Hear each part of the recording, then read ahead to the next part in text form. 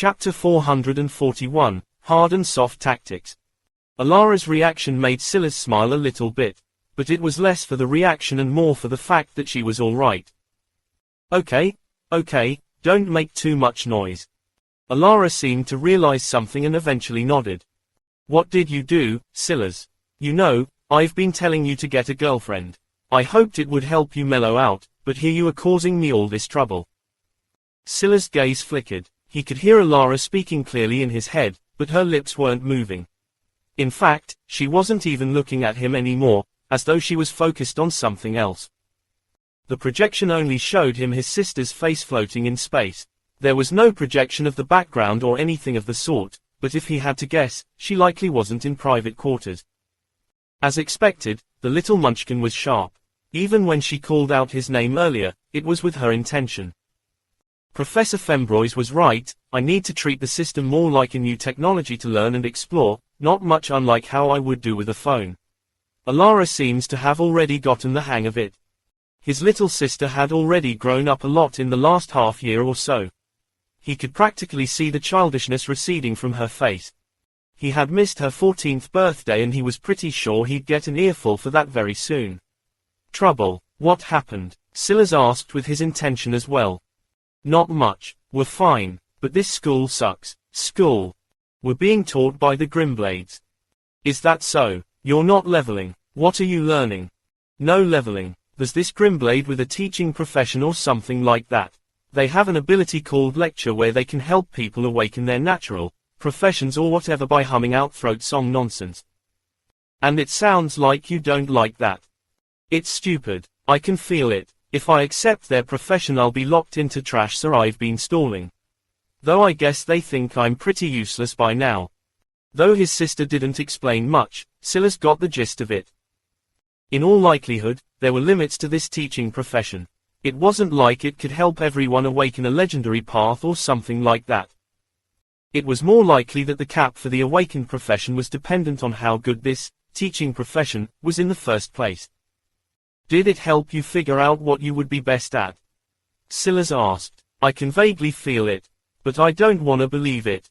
Alara pouted somewhat, feeling a bit irritated. Silas couldn't help but smile again. He knew that face. It appeared whenever she saw something that she didn't like, but it was also likely to be something that was her fault to begin with. What did you do this time? It wasn't my fault. Forget it. I'm definitely not introducing you to Sophie. Stay single forever. Silas' lip twitched. He had no interest in little girls. Why did this little munchkin keep bringing that girl up? Really, what is it? Don't laugh. I won't. You're lying. I really won't. Alara huffed. I could only see it vaguely so it might be wrong. No, it's definitely wrong, I don't want to believe it. If I had gotten any closer I could feel that my body would subconsciously accept it. The stupid thing is called barbed bard. Silas blinked, confused for a moment before he rolled his thin lips over themselves. Barbed bard, was that a profession for little girls with sharp tongues? A slight snort came from him before he cleared his throat, looking off into the distance as though he was focusing on something else. You said you wouldn't laugh. I didn't. Silas coughed lightly before he spoke seriously. Inwardly, though, he was thinking. This profession sounded amusing, but it also sounded similar to something else he had seen. Spellbound ventriloquist. Your words give life, infuse your will and project with your charisma, giving your voice power others couldn't fathom. This unique gene had been among the three he had before he ended up choosing Enchanted Scribe. And now, it sounded eerily similar to this. I'm such an innocent soul. This stupid system is broken. Silas smiled lightly and thought of something. This was just a communication method, but there was no reason he shouldn't be able to send something directly to his sister through it. After some finagling, he figured it out and sent the introduction to rune mastery item he had exchanged for months ago to her. It cost over 20 ether stones, but he felt that it was worth it. You're right not to accept a useless profession. For now, study this and see how far you make it. I'll contact you once every day. How are mother and father? What about grandfather? They're fine, but... Silas frowned, seeing his sister's mood dim a bit. What is it? Grandpa and Dad's position in the family is a bit odd right now because Dad is technically an heir and Grandpa is, well, he's supposed to be part of the big wigs. I'm the only one who's getting any sort of training and it's the worst kind. Mom, Dad, and Grandpa just spend all day in the villa and don't get to do much of anything. Scylla's eyes narrowed. I see. Okay, I will keep this in mind. Go back to school and only use what I sent you when you're alone at night. Don't tell Mom, Dad, and the others about it for now. Okay, Alara replied but managed to refrain from nodding. After that, Silas closed off the communication, his eyes flickering. They were in an odd in-between state now. The situation was still stable for now, but unless they grew powerful enough to suppress this entire family, he wouldn't feel at ease. Their ability to use both hard and soft tactics to control them was impressive. In that case, let's start by pressing Lucius beneath my thumb. Chapter 442, however. Silas shot through the forest, leaving the team he was assigned to far behind. Leg 004. Greater than clear trading route. The mission seemed to be the exact same as Leg 003. But what was interesting was that this was a trading route already owned by another faction. The details of the actual mission were only in the hands of the originator and the individuals said originator trusted. Everyone else only gained the bare minimum information, location and goal. This was clearly another test by Lucius. He wanted to see just how much Silas was able to glean. So, Silas chose to oblige. With his progenitor status, he could see the complete details. Leg 004. Greater than clear trading route. A bonspire is 70% finished with their trading routes and your team has likewise reached this milestone. The final 30% will have to be fought for. Begin by destroying a bonspire's trade route. The rest will be up to you. A bonspire. Last I saw it, it was ranked 5th on the city leaderboard. Silas thought back to the Poison Master, bouncer lookalike he had fought against for the mammoth corpse he ultimately used to help the Basilisk King complete its first evolution. He wasn't sure if it was still ranked so high, but he doubted much had changed. After the trial ended, all the upstart cities had been replaced by those from powerful organizations, governments, and families. The only exception was the enclave that managed to hold on to the 10th spot. That portal I saw when I ran into the poison user should have been to the Africor continent according to his dialect. In that case, is this a bonspire under the control of the Ravenclaw family? Silas came to a stop high in the trees, waiting in silence as his gaze flashed. However, he wasn't very focused on this mission. His focus was instead on how to turn this situation in his favor. He could just strip control from Lucius, but that would be a nuclear option. It was a multi-quest, so by definition, it couldn't be completed alone. I'll have to wait for the perfect moment. The light in his eyes condensed as his visualization picked up movement past the dense pack of trees and over 40 meters away. In that case, I'll have to force the issue and push it to that point as quickly as possible. Lucius sat in his office in silence, his finger tapping away. He looked completely calm. Across from him, Nathan sat, reclining in a chair with a leg crossed over the other. He puffed on a pipe, blowing out elaborate patterns into the air. But this smoke didn't seem to have the acrid scent of tobacco. It was quite sweet to the nose. I did tell you he was a variable you'd have to account for, Nathan said after his third puff. He hadn't said these words recently, that would have been too easy. Rather, he had said it after his very first conversation with Silas in the helicopter. Lucius hadn't exactly brushed his words off, but it could be said that the Grimblades knew every detail of Silas' life. If he was truly so shocking, Lucius would already be privy to such information, and by extension, he would have likely been taken first overall by that sistercousin of his. Still, after Silas brought back Archibald, he had already prepared to take drastic actions to prepare for the future. But no one could have predicted that Silas would end up caught up by the Arctic Emperor Cobra and almost die. In fact, there was a long while that they had thought he was dead. Until that video of him in Gwiz City surfaced. Once that happened, Lucius knew that things had likely gone awry, so he took the risk of pissing Silas off by commanding him to return. After that, the rest of what happened was obvious enough. How is it? Lucius asked. You will lose. Lucius' expression finally showed a hint of something. Nathan rarely spoke in absolutes, it basically never happened. Looking up, he met Nathan's gaze to see that he wasn't joking around. If things continue like this, not only will you lose, but if you push him too far, you will die. The predictive model is at upwards of 97%. I've never seen numbers so high. Even with everything factored in. When do I ever not include everything? How accurate can you be? Even Wilfred couldn't read his stats, can you? My model is based on the lowest necessary threshold he must have needed to reach in order for Wilfred to not only fail but to also suffer that sort of backlash. Model A is based on if his cumulative mental is over 2000. Model B is based on if he has a mental comprehension exceeding the FF plus rank. Model C is based on a treasure. And even Model C has a poor result. Well, Model C is the most variable. But treasures don't fall out of the sky. They usually end up in the hands of those that earn them. The system isn't a charity organization. There are certain settings that would make Model C even worse for you than Model A would be. Lucius' pupils constricted. His initial reaction was that Model A was the one he least wanted to be true. Even the strongest of Earth currently might barely have mentals above 1000. But 2000, that would make him an absolute monster. But Nathan's words made him realize that he was being far too simple-minded. If it's Model A, your chances are less than 1%.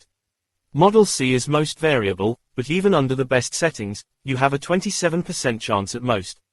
Model B, well, I settled on giving you a 7% chance. Settled. The trouble with comprehensions is that it's not just the comprehension that matters. If he managed to bring it to bronze mastery, well, you'd have even less of a chance than Model A, but the odds that he both has such a high-graded comprehension and high mastery were low. However, if he has a silver mastery FFF comprehension, you have no chance. Or FFF bronze master comprehension. Well, just pack your bags now. Move out of this house and give it to him. Maybe he can take us to the top. Chapter 443, They Died. Lucius stood slowly and began to pace. So what is your plan? Lucius asked. You seem to be trusting me a lot more than usual, Nathan said with a chuckle. I'm probably even more dangerous than Silas in your eyes, no. Why else would you keep me so close? Lucius gave Nathan a glance but didn't reply. If you want to deal with someone like this, you can't do it directly. And you also need to really weigh whether or not you want to do such a thing. He is too smart for you to get away with it if it ends in failure, so you need to be ready for the fallout. In addition, you need to decide if it's not really better to just be friends despite what risks might come with that. Lucius stared off into the distance. Friends with Silas. If Silas had no ambitions at all, that would have been possible. But every aspect of him was completely antithetical to that. The fact he entered the trial at all was enough of a red flag. But somehow he had managed to defeat a quasi-bronze beast against all odds, become a noble, and disappeared off the face of the planet only to return with merits Lucius couldn't even fathom. Someone like Silas would certainly take control of the Grimblades if he was given the opportunity, and what made all of this worse was that he had the pedigree to do so. Although some would be dissatisfied with the fact his grandfather had married someone who wasn't approved, with Silas' current performance, he had already begun to hear murmurings. They were minor, and definitely in the minority, but they were there. However, the only reason they weren't louder was because Silas was obviously too independent as well. No one wanted to put all their cards into such a basket. But Silas' actions also had a direct impact on him. Because it was clear he couldn't control him, his status in the eyes of the ancestors was only plummeting by the day. Astrid had already started with a lead and she was only leaving the two of them further and further behind. That's impossible, Lucius eventually said. If he couldn't lead the Grimblades, then he would rather die. His fate would be in his own hands and no one else's. Well, alright, Nathan said. What do you have in mind? When you're dealing with variables, the best counter is something even more variable. You want to throw numbers at him. Numbers won't work. He's just one person, and with his power, escaping an encirclement only takes one slip-up. If there's not the requisite power, it's all useless. Then the system city. You're going to have to give up something to gain something. This won't come without a cost, Nathan replied without directly refuting. The multi-quest. Bingo. Unless you're willing to lose any and all of the rewards of this quest, you'd better go back to thinking about whether or not you want to be friends again. And, you have to be ready for all of this to fail even if you have perfect preparation. I have a feeling that since he forced himself onto the list of participants, this won't be so easy. Lucius came to a stop from his pacing, staring out of the window for a long while and almost subconsciously looking towards Scylla's home. His decision had already been made. There's also something else, Nathan suddenly said. And that is, have you read Bloom and Mark's report? Of course. Then you should know that they almost died. If they failed, then we would have fallen behind a bonfire and they would have taken a decisive advantage. Is this your way of trying to convince me to be his friend? Lucius was smart enough to know that this wasn't what Nathan meant, but there was still a bit of dissatisfaction in his heart that he couldn't quite control. He felt like Scylla's was pushing him into a corner and it had been a very long time since he felt so helpless. No, but we should be wondering why it was the System City chose to target us and not the Abonspire. Why did they allow him to hit the 70% complete mark, but wanted to stop us from doing the same? As far as our reports and scouts go, there were no otherworlders who attacked Abonspire's people. And you're sure that Scylla's didn't kill them on his way? It's possible, but doubtful. The trade routes will overlap, but only during leg 004 which just started. Meaning, the odds Scylla's would come through both wouldn't make any sense unless he came from the direction of Abonspire. Which is doubtful. According to Bloom and Mark, he came from the north. I see. Lucius' gaze flashed with a murderous light. The number of traitors was growing more and more these days. They had already infiltrated several governments, and now it seemed like even the heirs of these families were growing desperate. It made sense. Of them all, Ragnar Ravenclaw had been ranked last on the leaderboard and had only recently begun to climb up. He had the least chance of becoming an heir of anything. Had he really taken such a step? Or was the System City sowing discord on purpose? They died. Roland Ortulius. Level. City Lord Ortulius heard the report and was more than a little surprised. Everything had been perfectly planned. How had they failed at the final step? There is no information. However, their vessels are now empty. They've definitely died. Roland stood from his throne. It was an outright humiliation. They had already lost Asriel all those months ago, and he still wasn't absolutely certain who the culprit was. He was just somewhat sure that they came from Lucius City. But if before he had still had some reservations, now he was certain. A flash of fury lit in his eyes. How dare these ants kill his flesh and blood? Chapter 444, Follow. Or of three walked through the forest without making a sound. Despite the chilled, crunchy grass beneath their feet, it was as though they were ghosts moving through daylight. Suddenly, their scout came to a stop and put a hand up. They all seamlessly came to a stop together, their movements just as silent. Heir Ravenclaw, FFF. Level, 19. Physical, 473. Mental, 522. Will, 328. Heir was a young man. He had a short stature at around 5 feet 7, but his body was compact and powerful. Though his muscles didn't bulge, he had a slender sort of power to him. However, ironically enough, he was their scout, and just now his detection skill had felt something. He had a unique assassin-like class that made him incredibly sensitive. Even when facing those of much higher level than himself, he could feel when his skill was rebuffed. Instantly, he knew that he was up against a monster. It was rare that he came across someone who could stop his scan. He didn't try to look around. He knew he wouldn't be able to find the exact location of this person. With a wave of his hand, the group that had been standing in silence suddenly scattered. Scylla's was watching this from above. He had felt the sudden probe, but it had also been very easy to dispel it, so he hadn't thought he would be detected. But the moment Heir raised up a hand, he knew he had been seen through. Interesting. There was so much in this world. It made him uncomfortable that he couldn't account for every variable, but it also made the madness key all the more obviously correct. The only way to survive in this world was to be strong enough that any variables you ran into were worthless. Scylla's didn't chase them. They were smart, separating first and foremost, and then choosing the direction they assumed to be opposite of him. Right now, they were all getting further from him while running in 3 different directions. Obviously, although Cher couldn't pinpoint his exact location, he had a vague idea about the general direction. However, the reason Silas wasn't chasing them wasn't because of this. He could easily send the Basilisk King to stall one, the Arctic Emperor Cobra to hawk down another, and deal with the last himself. He didn't do that because he didn't want to expose the truth of his profession just yet. For all anyone knew, he just had a unique transformation ability. And, 2, the goal wasn't these people. It was the trading route. There were 2 ways to ruin a trading route. The first was to damage the cargo. However, his opponents were smart and had scattered, making it difficult to tell which of them had the cargo on them. The second was to destroy the checkpoints. There would be several at key locations along the trading route, and this was the reason Lucius had only sent Mark and Bloom to finish the last leg. The other checkpoints were under heavy guard by the rest of the participants. It made one wonder, then, why Lucius had trusted Silas with this part of the quest. But Silas thought it was actually a smart decision on his part. He probably thought he could at least hide the checkpoints from Silas this way. I bet at least one of them will go back to a checkpoint. The question is, which one? Silas' gaze flashed and he ignored Cher, choosing one of the others to follow. Bass Ravenclaw, FF+. Level, 19.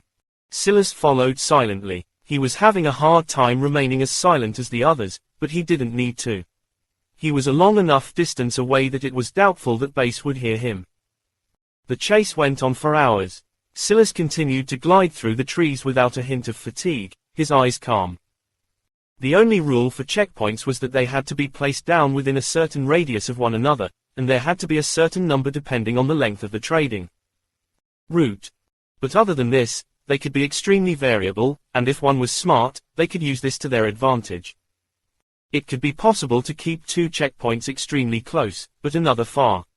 Or, vice versa, checkpoints could also be hidden and camouflaged, making them difficult to spot. When activated, they were places that could also hide cargo, and they would have defensive barriers that could last quite a while. They were essentially like downgraded outposts.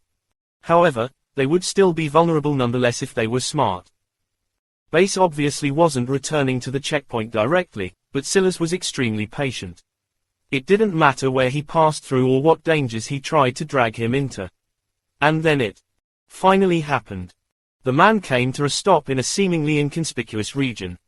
The region seemed barren. There was a cave opening that was hard to spot at first because of the sheer number of trees around the area, and there was a thin layer of snow covering everything. This wasn't the first time the man had stopped at a region that seemed to have high beast activity. The last time there had been a large number of dire wolves that surged into the area. So, Silas didn't think much about it for the first few seconds. But then his eyes suddenly sharpened. It's here. Silas moved first. Bass never expected it. He had had a feeling that he had been followed all the while, so he had tried to lure Silas into a false sense of security. A normal person would have already let the guard down and would have to wait for some true stimulus before they acted. But he hadn't even had the chance to secretly call out his teammates before the back of his head exploded into a rain of blood, a heavy pauldron having smashed right against it. Silas leapt down from the tree he hid in, rushing into the cave. Chapter 445, Hostage. Even as he died, Bass had no idea what exposed him. What he didn't know was that the very first title Silas received in this world was a patient stalker. He wasn't a person with a normal amount of patience, and his focus was off the choice. What exposed Bass? He had paused for too long. If Bass knew this, he would likely cough up blood and die again. That was because the difference between this time and all the others was not even a half second. Unfortunately, his vision was already fading and there was no time for regret. The last thing he saw was Silas' figure flashing by him and entering the cave that hid their checkpoint. Silas didn't spare Bass another glance. Enchanted Scholar had already activated and he sensed the runes protecting the cave entrance.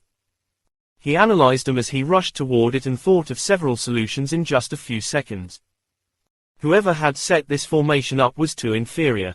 The runes they used didn't even have a dozen foundations to them. It was barely more difficult than the first door of the introductory challenge of the Rune Mastery world. Silas slipped right through, his body swirling with stamped runes. The formation didn't even realize that he wasn't a part of it as he rushed into the darkness. His visualization spread out and he inwardly shook his head.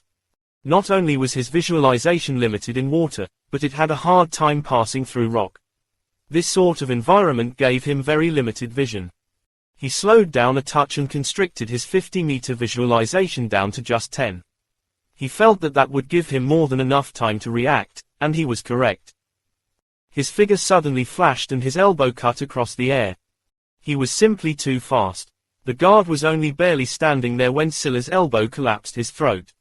Silas spun to his back, wrapping his other arm around his neck and violently ripping to the side. The man's head was rotated the wrong direction by the time he fell to the ground. Grappling is definitely my weakness. Silas had this casual thought as he shot forward, moving swiftly.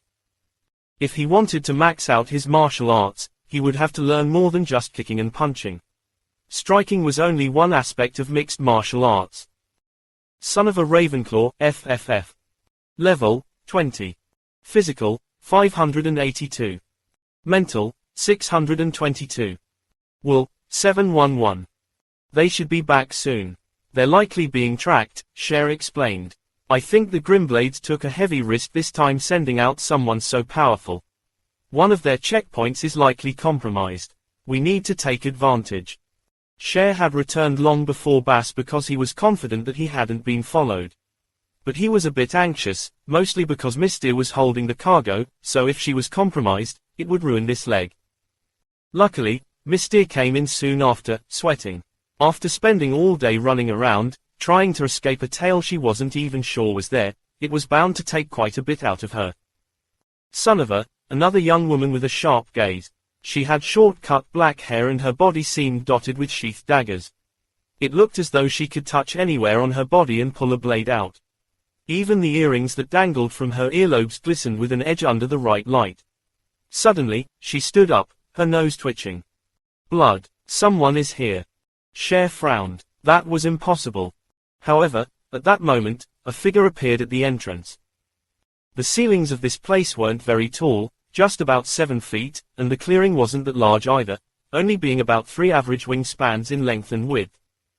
There was simply no place to move, and though there were 2 other directions to leave in. Which of them would dare to turn their backs at this point? In order for Silas to make it here, even if he took the most optimal route, he would have had to kill at least 4 of them completely silently. He was cold and decisive, and he proved it in the next instant. He didn't even pause, taking a strong step forward and sending out a punch. Cover me, Son of a said with a cold bite to her tone. Now wasn't the time to consider who was at fault. Her blade flashed. It wasn't even clear which holster she had unsheathed it from. She was already attacking Silas before the other 2 could even react. Fast. Silas' gaze flickered as he sidestepped, sending out a fist. But she was still faster. A second dagger appeared in her once empty palm, flashing towards Silas' throat. By this point, the other 2 were pincering him. Cher had aimed a glistening, hidden crossbow at his chest and Mystere had tossed out what looked like a bomb. There was simply no way she would deploy a bomb here. Silas immediately realized that it was either something to bind him or obscure his vision. He analyzed his situation in an instant and reacted. A strong pulse of telekinesis caught Cher off guard, sending his steady arm swinging to the side just as he triggered his crossbow. The bolt tore into Mystere's shoulder, causing her, bomb, to steer in the wrong direction and hit Son of A's back instead. Unfortunately, it wasn't a binding treasure. Instead, a flash of light erupted. One that was useless against Silas with the help of his visualization. In fact, he had already closed his eyes, moving to deal with the blade at his throat. Less than Arctic howl greater than. Son of A's body froze in place but broke free a second layer. She dodged back to avoid Silas' follow-up. Silas had to admit that she was quick. It just didn't matter.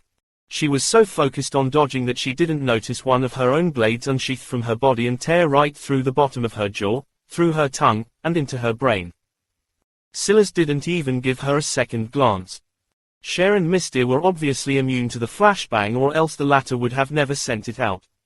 But with the both of them off balance, what chance did he stand? Cher's arm had spun to the side with such force that his back was turned to Scylla's. He only had the time to look off toward an exit with despair before his head exploded beneath the fist. Scylla's pivoted and his leg stamped out at an angle, executing a perfect oblique kick that pushed Mystere's leg the wrong direction. She screamed out in pain again, falling to the ground only to find Scylla's foot pressed against her chest so hard that she could feel her ribs creaking and whining. It seemed he had a hostage now. However, before he could say anything, his gaze flashed and he dodged to the side. He moved so fast and with so much force that he didn't have the time to care about Mystere's safety. He practically felled the ground through her chest and didn't have to double-check that she was dead. She certainly was. A blade whizzed by his ear, drawing blood. He looked back, his gaze flickering as Son of a rose from the ground. Chapter 446, More. Scylla's was inwardly shocked. This world had surprised him many times, but this was truly the first time his understanding of the world seemed to have overturned. He was certain that this blade had driven right through her head. He wasn't enough of a fool to take something so important for granted. That meant that either this woman had just come back from the dead, or something even more inexplicable than that had just occurred. Unfortunately, Son of a wasn't going to give him the time to try and figure it out. The blades that dotted her body flashed out and formed a net around the already small space. They circled around in odd, hard-to-grasp patterns before attacking in a rhythm that was hard to track. At the same time, Son of a seemed to weave in and out of them as though they were a part of her. She closed the distance, not allowing him the chance to try and escape.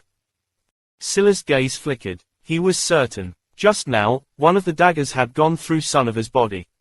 Is this telekinesis? No, it can't be. Scylla's barely dodged a blade, but a deep wound was drawn across his back. His healing factor seemed to lag as there was a violent, shredding sort of ether left lingering behind. Without a choice, Scylla summoned as many pieces of General Aileen's armor as he could sustain, clashing with these blades as he tried to deal with Son of a's relentless strikes. She was exceptionally skilled. It felt like she had been playing with blades since she left her mother's womb. And considering she was a core member of the Ravenclaws, maybe that was precisely the truth. The wounds on Scylla's body were only becoming more numerous, and he had had a close shave with death more than a single time. I see. Scylla seemed to finally understand after several exchanges. This wasn't telekinesis, this must be a rare class-based skill or something of the sort. The blades weren't real. Well, they were real enough to cut into him. But the point was that their blades weren't formed of metal, but rather ether.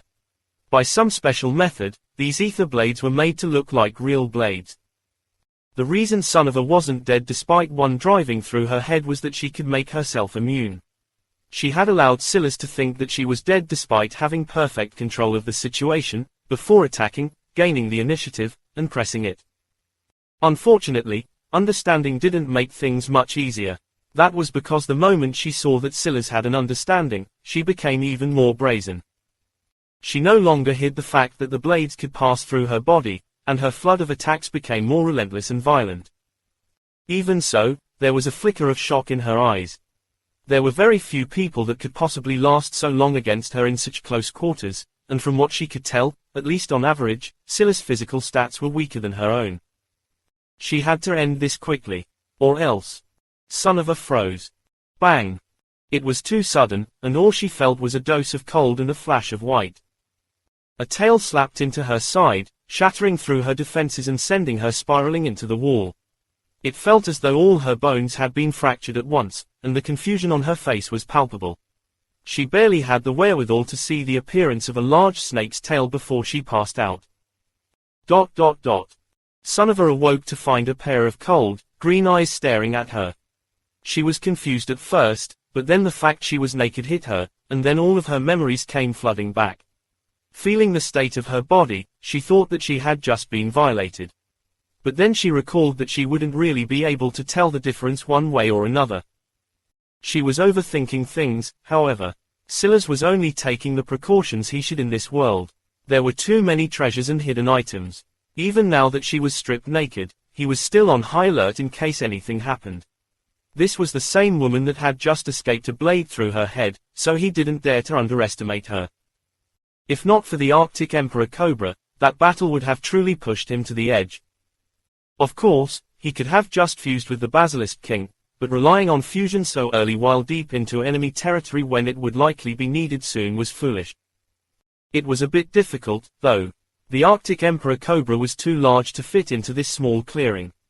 Luckily, Silas could decide exactly where it would appear within the range of his visualization, so he had its body appear in one of the exits behind Sunova with just enough room for its tail to peek out and deal a blow.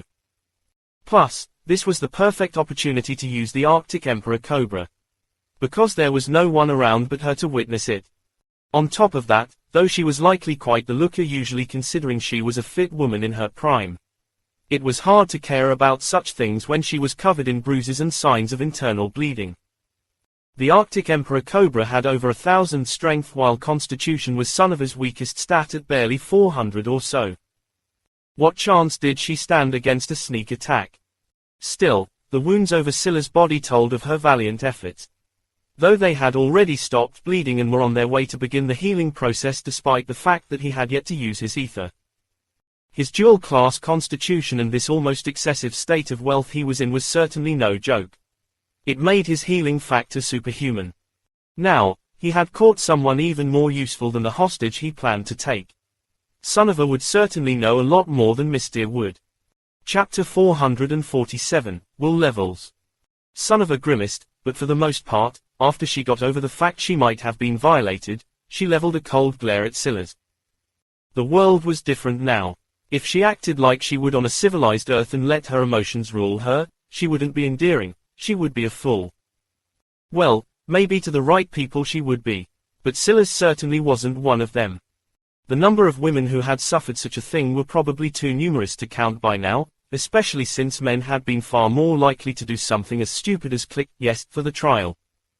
Rather than crying about it, it would be better if she found a way to survive and make Silas pay for what happened here today. I'm sure I don't need to explain your situation, Silas began, not minding Sunova's reaction. His gaze didn't even so much as look away from her eyes. He was entirely focused on reading the changes in her expression in case she did something. As for whether she thought he raped her or not, that was just not his concern. He didn't care what she thought. Be helpful to me and I can give you a chance to survive. Be the opposite, and I can simply kill you here. The choice will be yours. Silas knew that Sunova was a Ravenclaw, but after seeing the Sylph's attack bloom and mark, he had some speculations brewing in his heart. Plus, there was still that professor that got Casseret's mother practically banished by the government. The people of this world, if there were enough benefits on the table, might choose short-term success over long-term stability. If the Ravenclaws could choose the Sylphs, why could they not choose him?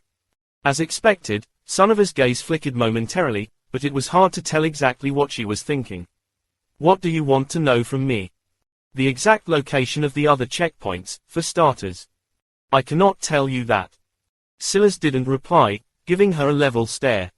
Sunova found herself feeling more uncomfortable the longer the silence went on. Usually, Silas would have said something by now, asking why or pressing her. But he seemed completely content to sit in the silence, so much so that she eventually had to grit her teeth and speak. There is no assurance that you'll do as you say. How can I just tell you what you want to know without any assurances? We will sign an agreement. Silas' gaze flickered, feeling a bit confused. Didn't they know about signing agreements? To be fair, he had learned about it from a much more advanced race, the Sylphs.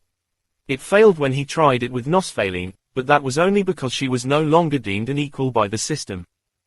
Sunova, obviously, wouldn't face such an issue. They were still in the summoning, so they all still had a chance to be treated as VIPs by the system. However, he would have thought that such a core member of the Ravenclaws would be aware of this already. You have a template? Sunova asked, feeling slightly relieved. If he was willing to use a template on something like this, there might really be a chance. When she said these words, it suddenly hit Silas. Forming a contract through the system must not be as easy as I assumed. The requirements to sign an equal contract place emphasis on the wills of the two parties. If there's too large a gap between them, then one party can unilaterally withstand the backlash. I already knew that after asking the madness key, but what I didn't consider was the fact that you might have to have a certain level of will to trigger such a thing in the first place. Until now, Silas Will had undergone 3 transformations. The first time was in the Slithering Madness dungeon, where he gained telekinesis and his a flexible will title. The second time during his battle with Azrael, where he gained a blazing will. Finally, there was the change he made after succeeding on the will challenge stairs, where he finally formed a tangible will. He wasn't sure just yet if these were just the random names of titles or if they represented real levels of will like he had experienced with Rune Enlightenment and Rune Breath. But not only was he determined to find out after this, but he also had a feeling that the minimum requirement for triggering such a contract was to have a will of at least the first level. He had a feeling that most people in this world lacked telekinesis because their will state was too low. As expected, when Silas tried to trigger an agreement between himself and Sunniva, it was like grabbing at air. There was nothing real to clamp onto. Without meeting the minimum will requirement, it seemed that the system wouldn't even allow such an agreement to be formed. It seems that strong will is a double-edged sword. You would think that her having weak will would allow me to just force her into slavery, but this doesn't seem to be the case. That said, the agreements through the system always required mutual agreement even when one party's will was far superior. So, there had never been a slavery aspect to it in the first place. If you wanted something like that, you would need a rare template like the one he stole from Vayu. Unfortunately, that was gone now.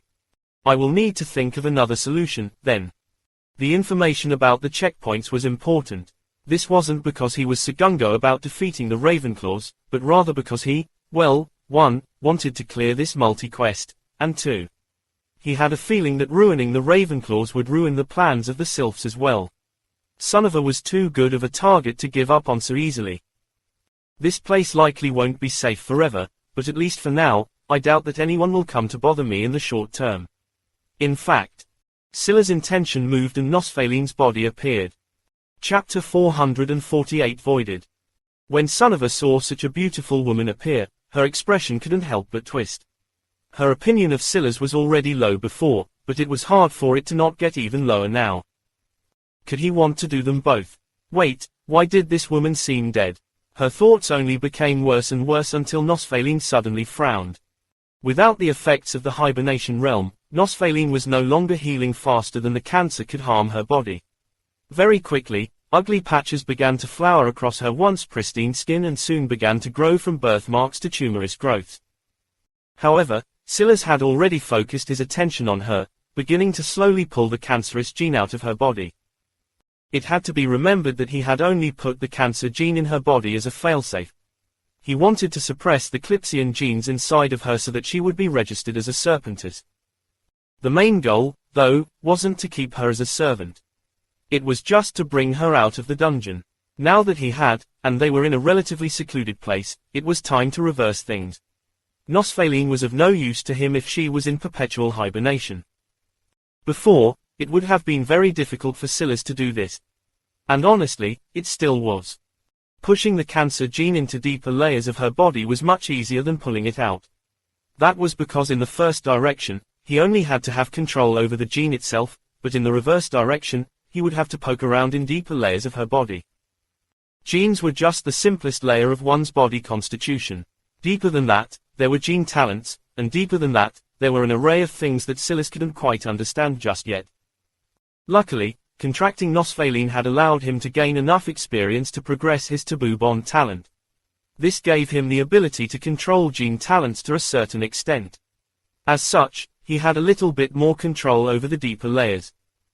If he had to actually change or extricate them, he couldn't do so. But if it was just about pulling a gene out from their layers, he could manage that. Silas tried to be quick. If too much damage was done to Nosphaline's body, she might die. And this time, if she wasn't deemed serpentess enough, he wouldn't be able to put her into the hibernation realm for a quick heal. He had to be quick and decisive, and that was what he was. It took almost 10 minutes for Silas to succeed and finally pull the cancerous gene all the way out. The good news was that the closer he got to success, the slower the cancer growth was. The bad news was that there was still very much cancer growth. There were particularly large, discolored tumors on one side of her face, her leg, and on the right side of her chest. In fact, the one on her face had swollen her eye completely shut, and it made Silas worry if it had wormed its way into her brain. If that was the case, she might truly be finished. Silas stuffed the cancer gene back into the clandestine ape. It was a bit more warped and twisted than before, seemingly having lost some of its form, but he didn't have the time or attention to spare for it. He pressed a hand against Nosphaline's body, checking the situation of her genes and making sure that he didn't miss anything. After ensuring that everything seemed fine, he began to take out several transmuted pills from none other than the Arctic king bears and cobras. Silas had no interest in trying to rear so many beasts, at least not in this circumstance. So he had taken advantage of the fact they tried to kill him when he returned to stash more than just a few of these pills. They were filled to the brim with life and vitality, and although Nosphaline didn't have an ice poison affinity, given the fact she was just fine in the dungeon, she should be able to withstand it. He stuffed the first pill into her mouth and watched, his hand still pressed against her body. His worry was that if he fed her such a pill, most of the energy would end up going to the cancer and make things worse, not better. Luckily, that wasn't the case. Contract less than Nosphaline type or no longer meets necessary requirements, connection lost, contract voided. Silas ignored the notifications, having already expected as much. What he was far more fascinated by was the receding of the cancer. It was hard to imagine it, but technically speaking, didn't he have the cure for cancer in the palm of his hands? Let alone the cure for it, he had the ability to inflict malignant cancer onto people. This world. The more he learned about it, the more in awe he was. Silas fed Nosphaline another pill, and then another. Soon, the cancerous growths began to fall off her body like peeling skin. It was a grotesque sight, but a necessary one. In just an hour, and with the cost of basically all his accumulated nutrition pills, she was back. Her eyes fluttered open with a hint of surprise and she shot up, her eyes darting from side to side until she saw Silas. You, Silas. She barely remembered his name, only having caught a glimpse of it before. But it was hard to forget the name of the man who had taken her out of that hell hole. Silas nodded. I've taken you out of there. Nosphaline looked around again as though she didn't quite believe. It wasn't as though a dingy cave was much better. But when she felt the lack of restrictions, tears began to subconsciously brim in her eyes. Chapter 449 Compelling Gaze. Silas calmly watched Nosphaline's reaction. Normally, it would be foolish for him to do something like this. However, he had his reasons. First, he hadn't given up on Nosphaline. It was just that he would need a far stronger taboo bond talent in order to truly turn her into a serpentess. Second, she might not be aware of the full situation just yet. Although she was certainly smart enough to realize that Silas didn't lord over her any longer, there were several reasons she couldn't. She had been unconscious when the contract was formed, and then she spent the rest of the time in hibernation, so she had no personal experience with the contracted state. In addition, she still had Mesmeric's genes within her. As such, Silas' beast totem was still effective against her in part. So, even if she did rebel, he didn't fear her. And more importantly than that, she would feel a subconscious closeness and subservience to him that she might mistake as a true contract due to her lack of familiarity with it. Then, third, and the ribbon to tie all of this nicely. She wouldn't be able to improve without him. It had to be remembered that the Clipsians, and the Dogons for that matter, had both failed the summoning and had been replaced by other creatures as the overlords of Earth. As such, as talented as they were, humans were the lords of Earth right now and had the precedent. Humans could level up easily by killing beasts and absorbing their gene cores. But, much like Silas struggled with helping the Basilisk King improve, the trouble was just as great for Nosphaline. Right now, he could easily defeat her. As time progressed, the gap would only become wider. Without the help of his one-kind-for-me path to illuminate a path for her, she would be unlikely to ever progress in her life. And something told Silas that that was the last thing she wanted. Here, Silas pulled out the ice poison armor he had received as a reward and directly handed it to her. Nosphaline's eyes widened, not expecting such a thing. The only treasures she had on her were her 4 circular blades. But they were only the most simple of common items. In fact, Silas could probably easily break them if he was given the perfect opportunity. Frostbane armor, bronze, treasure, level 1 +100 constitution, ability Frostbane Zone, absorb Frostbane Ether to repair armor, exude area of effect in less than 1 meter radius that deals less than 1 ice poison damage per second when activated at the cost of 1 durability per minute. Durability, 10 out of 10, this was the best treasure she had ever seen. Unsurprisingly, she had grown up in captivity. So other than being leveled up to be used as a sparring partner, she had held such valuable things in her hands. Her saving grace was that she had still learned quite a bit from the seniors of her race. But they obviously didn't have the ability to give her what she wanted. Also, can you use this skill? Silas asked, handing her the elemental race locked skill. I can, Nosfaline nodded. But. She hesitated. You have a better skill. Silas questioned, though his tone didn't seem very confused. It was more like a statement. He had already seen all of her skills, another reason he was confident in dealing with her. Of them, there was less than projected shift and less than glide greater than. With the combination of the two, it was safe to say that her movement ability was far beyond his own. Nosfaline nodded, a bit embarrassed as though she was scared to offend Silas. However, would Silas be perturbed by such a thing? Understood. He put the skill away. He'd have to find another way to use it, then. Put the armor on. You have the ability to control this woman, right? Nosfaline hesitated, but nodded. She didn't really hear the second part of Silas' words, focused entirely on the first part. But she pressed down whatever discomfort there might have been. However, as she was building up her courage and pulled her top off, she realized that Silas wasn't even looking at her. He was already lost in thought as though analyzing his next steps. By the time he remembered Nosfaline was with him, she was already dressed. She still wore the same sealskin skirt, but now her arms, legs, and torso, even up to her neck, were covered in a lace-like ice pattern. It melded with her grey-blue skin well and almost looked like an extension of her body. It suited her well. Her physical stats were definitely among her weaknesses, being about half of Silas now. But this would help bolster her a great deal, especially after they started feeding it genes. Silas nodded. Good. Now put her under your control. We need information. It finally seemed to click for Nosfaline what Silas' earlier words were, and she blushed with slight embarrassment as she rushed to complete her orders. Nosfaline had several charm skills. In fact, it could be said that 90% of her skills were charisma-related. And considering her charisma stat was 1666, this was only natural. Especially since her mesmeric's totem comprehension gave it an even more exaggerated boost. In fact, she didn't just have skills. She was born with not one, but two gene talents. Compelling Gaze and Siren's Call, both of which scaled with charisma. She had almost too many options to exert influence on Sonova, who was already starting to feel nervous. Unfortunately, her nervousness wouldn't help. Compelling Gaze.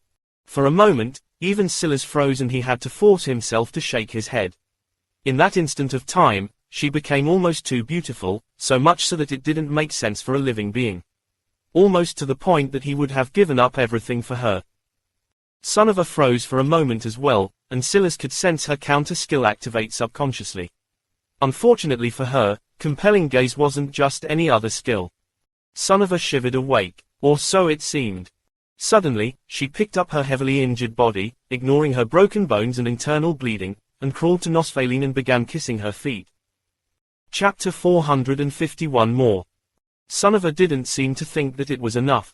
Even Silas' expression twitched somewhat as his tongue began to do things to Nosfaline's toes that most wouldn't even do in bed, let alone without their consent.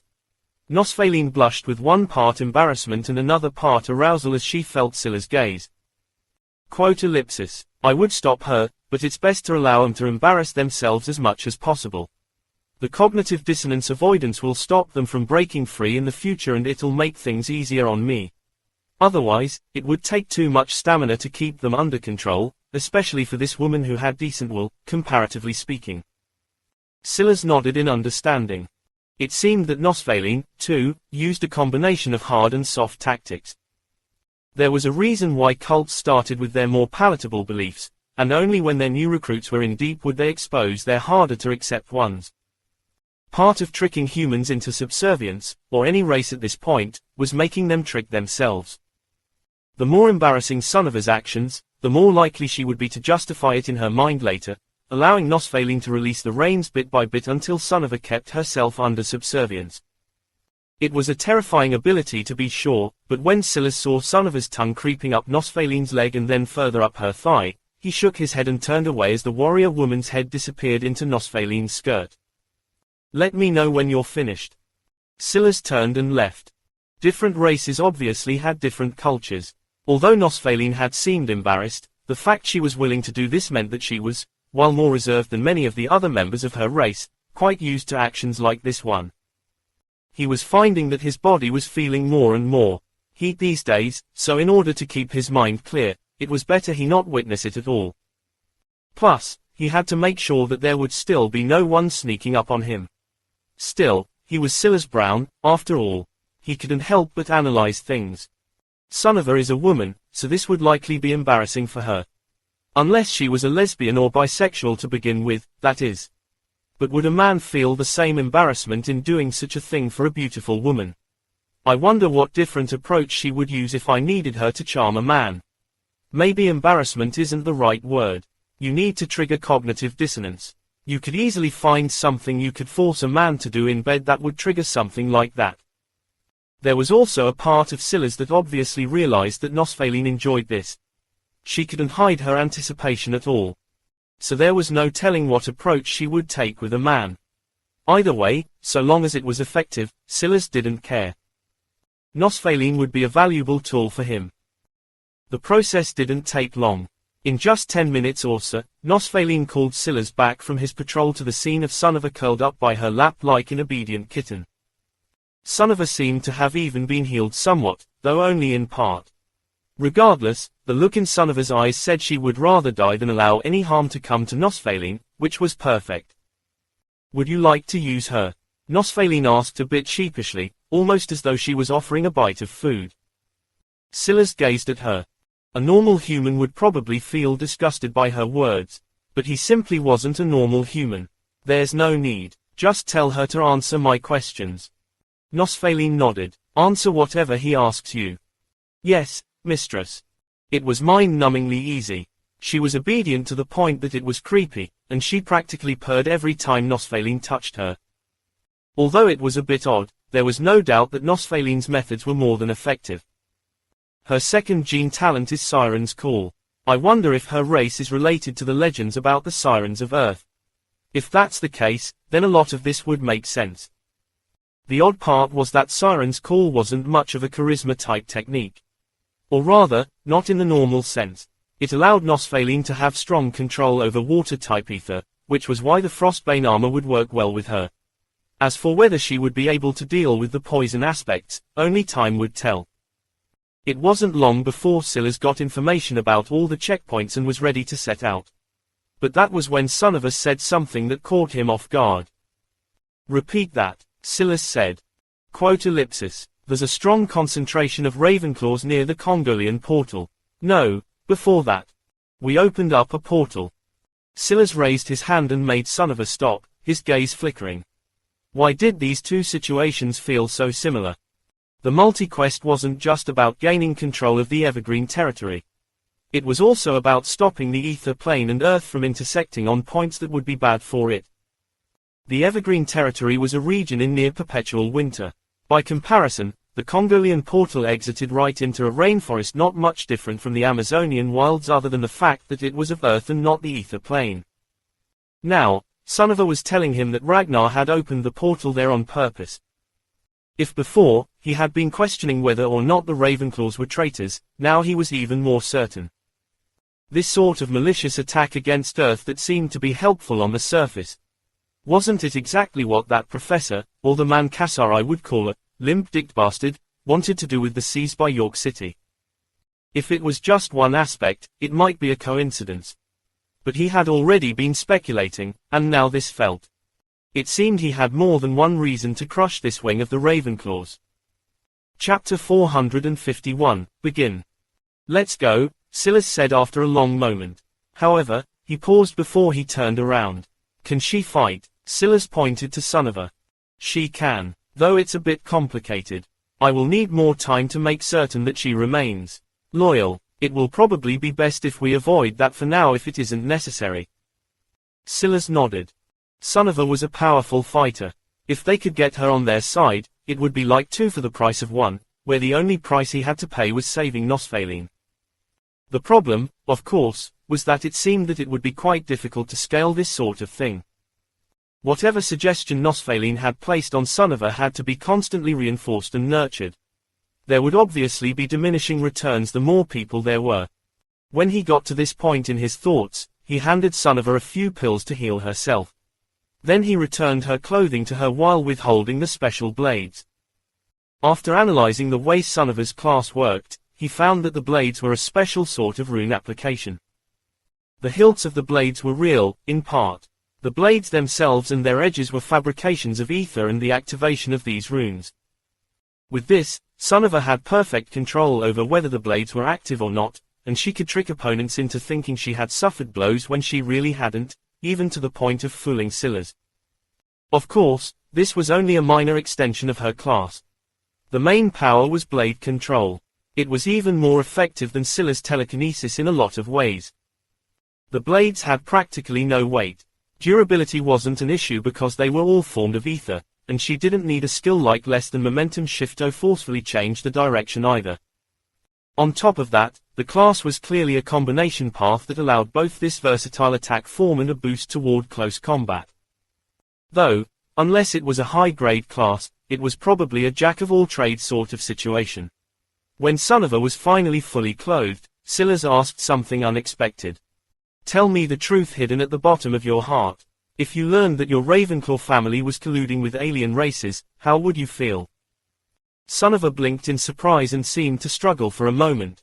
Nosfaline even felt some of that struggle as though she was about to break free. This shocked her. She didn't understand why such a simple question would trigger such a thing. Silas was the first to react. He analyzed what happened instantly and spoke up again. "Your master isn't an alien race. She is Eclipsian, born and bred on Earth. They were a race of people that existed before humans." The realization hit Nosfaline at the same time the struggle in Sunniva vanished. At the same time, Nosfaline couldn't help but look towards Silas like she was looking at a monster. She didn't quite understand how a person's brain could work so flexibly. Nosfaline understood her ability best, so she realized what the issue was. She had blue skin. To Sunniva, she was among the alien races that Silas was referring to. As such, if in her heart of hearts she would hate her family for doing such a thing, it would be contradictory to her current subservience to Nosfaline. Understanding that was one thing. Deducing it from a mere struggle on Sunniva's face, one that didn't even last very long, was another thing. It only made it worse that Silas shouldn't be able to feel what she had felt in that moment. He wouldn't have known that she was about to break free of her suggestion. Yet he still figured it out before she did, despite the fact his mental stats were well below her own. Nosfaline was one of the rare few people that could actually read Silas' stats. She knew exactly what they were, and that only shocked her more. Are humans so powerful? Her race wasn't particularly inviting to other people. Even the Dogons that stood on par with them in talent were usually disparaged, least of all humans that were basically cavemen when the Eclipsians were in power. Nosfaline was far more mild-tempered than her counterparts, and she had also never met one of those cavemen personally, so her own bias hadn't settled in, but she had heard enough from her seniors to still feel subconsciously superior. Even if Silas was stronger than her, could he really be smarter? It was only one example, but now she truly wasn't so sure anymore. Had the cavemen really evolved so far? "I would not like it at all," Sunniva finally replied. "Good. When the time is right, you'll become a part of my team." Silas turned to leave the cave. Keep her in check for now. Having Nosfaline constantly keep tabs on Sunniva was obviously not sustainable. Unless the Eclipsian had months of time to drill her suggestion into the depths of Sunniva's mind, it would be likely that she would break free any time, and maybe even at the worst of times. Even if the worst-case scenario didn't happen, Nosfaline would likely be constantly handicapped trying to trigger her gene talent again and again. It would eventually start to impact her performance, and he would need her. So, he thought of something else. While questioning Sunniva, he realized that she didn't really know about the Sylph traitor situation. So he chose to ask her while she was under suggestion. Now that he knew her answer, Turning her over to his side without Nosfaline's suggestion would be far easier. Even if only Ragnar was involved, he should be able to make use of Sunniva at least in the short term before she returned to the Ravenclaw family. That would be enough. But for now, he would need to show her indisputable proof. And while he was at it, he would destroy a few checkpoints. Silas appeared in an inconspicuous tunnel and suddenly punched out. Crack! The checkpoint split and then shattered to pieces. That was one down, and its failure would likely put the Ravenclaws on high alert. Let's begin. Chapter 452, Cleared.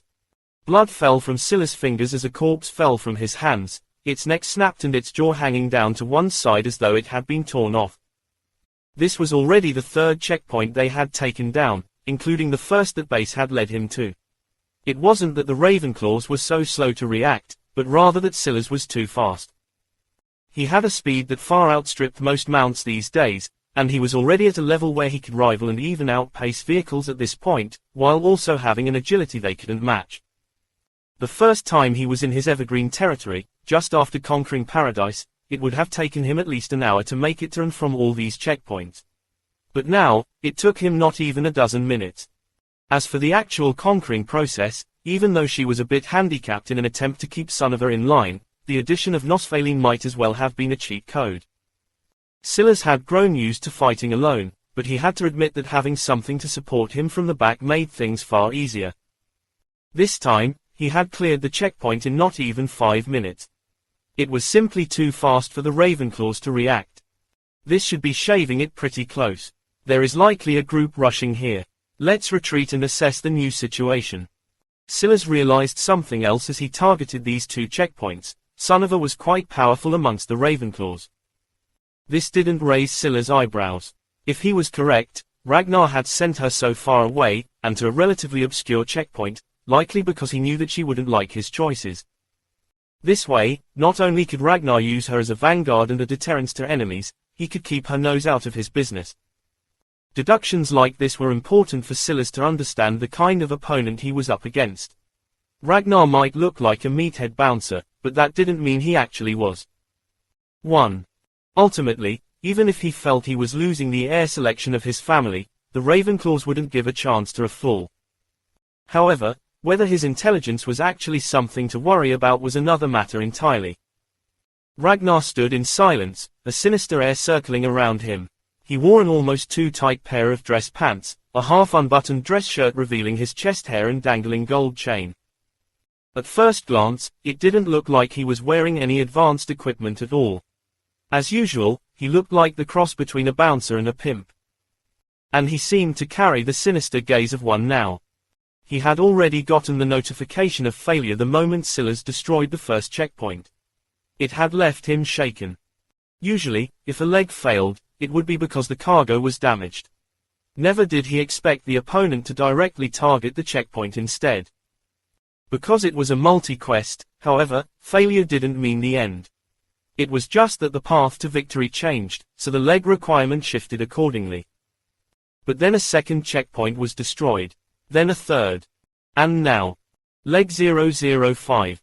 The Ravenclaws are on the verge of being expelled from the race for the Evergreen territory. Drastic measures must be taken. Find this enemy in the dark. This change worried Ragnar for several reasons. But the main issue was that the leg wasn't asking him to kill the enemy, just to find them. The legs of multi-quests varied, but usually, they fell within a certain range of difficulty depending on the overall quest grade. The fact that his only task for this leg was to identify the enemy meant only one thing. The enemy was mind-numbingly powerful. However, by the same token, it was a chance. If the enemy was so powerful, then due to this coincidence, the Ravenclaws had likely opened up a path to much greater rewards. Until now, Ragnar had been essentially giving up on better rewards for the sake of securing victory. Colluding with the sylphs like he was bound to have such results. The situation now was different. At that moment, someone knocked on his door. Enter. A messenger came in with a lowered head and gave him a report. I guess things aren't meant to be so easy. Ragnar had tried to cheat a bit. He sent individuals to both of the remaining checkpoints with no other task than to record and send information back. He gave them both temporary visual nexuses for this reason. He was even willing for them to die so long as they sent the information back to him. But the enemy never showed up. It was all calculated perfectly. It was a swift surprise attack, and then they retreated without losing a hair. Now, they were still in the shadows while he knew next to nothing about this person. It was a shame. Otherwise, this might have been the easiest leg he had ever received. That said, Ragnar looked at a message that he received from Roland and his lip curled. The City Lord was asking him about information. He wanted to know about any Grimblades powerful enough to kill sylphs, and he was even threatening him, saying that he was holding back information. The more Ragnar interacted with these alien races, the more he realized that they weren't so almighty. This message alone was enough for him to be about 80% certain. Back when he was manning the portal, a black-scaled man had suddenly appeared before him and stolen his kill. He hadn't even been able to read that person's stats. But then, a video of the black-scaled man defeating a general of a system city went viral. And his name. Wasn't it Silas Grimblade? Someone powerful enough to kill sylphs with ease. Couldn't it only be him? So you're the enemy in the dark, huh? Leg 005 cleared. Chapter 453, Superior. Silas sat in silence, staring off into the distance. On the one hand, his mind was churning. And on the other, he was taking the opportunity to replenish his stamina. From time to time, he would pop a nutritional pill into his mouth and energy would flood through him. He was taking his body recovery even more seriously now despite having the dual-class constitution. The only unfortunate part was that he still didn't have the time to dial in his sleep the way he would like to.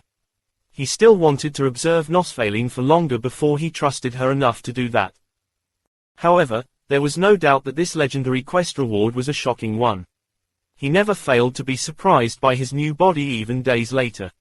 It seemed to have a new surprise for him every day. The multi-quest introduction mentioned that the demon villages are involved in all of this as well. I should take the opportunity to destroy a few of them and gather experience. The higher taboo bond is, the better. Assuming he would need to get taboo bond to level 50 just like his own personal level to max out its state in the F grade, he couldn't even fathom the amount of experience he would need. The cost was already 20,000, and he already knew that it wouldn't increase linearly. If the Ravenclaws don't make a move, I'll do that. Silas slowly stood, beginning to stretch his body, something else that had become a daily routine. It was also about time he start questioning Nosfaline about some important matters. What do you know about what happened to your Clipsian race? Nosfaline blinked, not having expected such a question so suddenly. She knew that Silas would eventually ask, but he had such an odd cadence with how he did things that kept people on their toes. The more she observed him, the more she felt that he might be the most dangerous person she had ever met. I only know what my elders have told me. We were the overlords of the second summoning, but we ended up losing for reasons even we don't fully understand. A lot of us think it's because of the Dogons, though. And why's that? The Dogons were the overlords of the third summoning. But logically speaking, we should have been given another chance. They seemed to come out of nowhere as though someone accelerated their evolution. Although we knew that they were on pace to potentially become an overlord race in the future, they were lagging far behind us originally. And the humans. The evolution of the human race seemed far more natural. It wasn't until the sixth summoning that you all appeared in your current state, though you had been around in some form since the first summoning. Silas raised an eyebrow when he heard this. There were only two ways to interpret Nosfaline's words. Either she was lying, or she subconsciously looked down on humans more than Silas thought. According to Silas' understanding of the timeline, the first few extinctions were hundreds of millions of years ago. Even the dinosaurs only died during the fifth extinction, or in other words, the so-called fifth summoning. He wouldn't be surprised if these timelines were off or the whole extinction to summoning correlation was all a fake facade. But the timeline scale difference shouldn't be too exaggerated. There was simply no way there were humans around so far back then when there were barely any primates during the dinosaur period. These Clipsians really saw the human race no differently than they saw monkeys. In fact, it might be even worse than just that. Not only was Silas not offended by this, he even felt that he understood their perspective. The closest genetic relative to humans were what? Chimpanzees. And there was a barely 1% difference between the DNA. But how much smarter than chimps were humans? Now, what was the difference between Clipsians and humans? Silas doubted that it was just blue skin and a few reflective scales. Anyway, during the third summoning and the fourth, we spent more time fighting amongst one another for supremacy than we did trying to find a path to survival. We realized too late that we were being interfered with by outside forces. Silas' gaze flashed. You fought. How did you fight when you lost your status as an overlord race? Logically speaking, the moment the Dogons replaced the Clipsians, the former should have had an insurmountable advantage. We are the superior intelligence. Nosfaline replied as though it was just a matter of fact. Silas continued to look at her and she realized quickly that this explanation wasn't enough for him. Not everyone dies after a summoning failure unless something goes terribly wrong. We had many powerful experts remaining though they had rules they had to follow. Plus, with their experience, although it's difficult to progress without the favor of the system, it isn't impossible. I see. Silas nodded, looking off into the distance. This pretty much confirmed something. There just might be Clipsians and Dogons still hiding in the shadows somewhere ready to make their move. In fact, who knew if there weren't any other races waiting in the wings? He couldn't help but notice that he had yet to run into a single dinosaur, the most famous of the extinct creatures. Silas could only hope that they had learned their lesson from the previous failures. Maybe they have, but humans have no idea that this is the final chance we have. Now that I know all of this, I have a feeling whoever manipulated the facts did so on purpose so that they could trigger infighting again. Without believing that our backs are truly against the wall, who would take working together seriously? Silas exhaled a slow breath, the light in his eyes burning bright. They're making a move. Silas felt his luck stir somewhat. Someone was targeting him. The once subtle feelings felt far sharper now. Chapter 454, Drawbacks. At that moment, 3 demon village armies were making their way toward Lucia's city. A pig demon village, a wolfman village, and a gnoll village. They seemed to be moving independently, approaching from different directions. But there was no doubt about what the destination was. Silas had only just stood up when he received a message. It was only the second time he had received such a message, and it was from none other than Lucius. Return, it seems that I was right. The counterattack had started. Silas thought for a moment before he took a peek. Leg 005. Your city has been targeted by an underlying dark current. Face off against the assault of Pig Demon Village 122, Gnoll Village 297, and Wolfman Village 011. Survive for 3 days. Interesting. Silas thought about it for a moment. However, if Lucius couldn't deal with this, he would truly be too incompetent. Let's go. We're heading to the system city. Or Siwia's city. If it wasn't broken, Silas had no intention of fixing it. The only question was how his previous noble title would affect things here. And the answer was none at all. Noble status was based on 2 factors, system, city and territory. Within the same territory, his barony title might hold a small bit of weight. But outside of that territory, it plummeted until it was worth nothing at all. In this city, he might as well be a homeless man by the side of the road. He entered the city smoothly and bought a territory, directly becoming a citizen. Unfortunately, he didn't get promoted to baron immediately like he wanted, but that much was fine. He had already expected this. What he didn't expect was to gain something else entirely. Your merit has been acknowledged by Orchulia's city. Your status has been elevated. You have been directly conferred the title of Earl, you have been awarded 100,000 hero points. Silas' gaze flickered. He remembered when he first entered Gwiz City, he had been practically ushered in as a hero. In fact, that was the exact word the guard at the gate used to acknowledge him. He also noticed that the home he bought was even cheaper than before. He had gotten a 50% discount the first time in Gwiz City, but this time it was 90% off. The cost was barely 5,000 coins for a dingy place that should have cost at least 50,000. This experience made him realize just how much he was truly underestimating the weight of his merits. It made all of this comically easy. Just to get a Viscount title back in Gwiz City, it would cost 1,000 hero points. To make it to Earl, it would likely cost 100 times that with ease. But he had gotten the title for free and 100,000 hero points on top of that to spend as he pleased. Title unlocked. Title, Earl of Aurelius. You now have a stake in the territory of Aurelius City, and your power should reflect that plus 40% to all stats while within 50 kilometers of Aurelius City. This time, when he walked into the military encampment near the core of the city, he didn't receive the same disdain. It was like his merits were too overwhelming to ignore any longer. I can gain a colonel position in exchange for just 10,000 hero points. Silas hadn't expected the sudden influx of hero points, and he wondered if he should change his plans. But in the end, he shook his head. He would stick with his original plan. First, he accepted a captain title, found the military missions list, scanned through them, picked one, then directly left. The sudden appearance of an unknown earl didn't escape Roland's attention. But by then, Silas was gone. Lucius stared off into the distance with a solemn expression. He had sent a message to Silas for him to return, but he wasn't banking on it. He would be a fool to trust his life to such a variable. However, as the enemies approached from the distance, he couldn't help but feel a hint of darkness in his heart. Silas truly didn't take him very seriously at all. The multi-quest wasn't unfair. There were a good few hours before the armies appeared along their first line of scouting. But Silas was still nowhere to be seen. The only reason Lucius hadn't lost his temper completely was because he knew that Silas had actually done quite a lot in this period. Leg 004 changed before it was even completed, changing from stopping the Ravenclaws from gaining an advantage, to destroying their checkpoints. There was only one person who could be responsible for such a thing. Silas. Lucius took a breath. They didn't need to defeat the army, they just needed to last for 3 days. That would be enough. This should be the way of the system finding balance.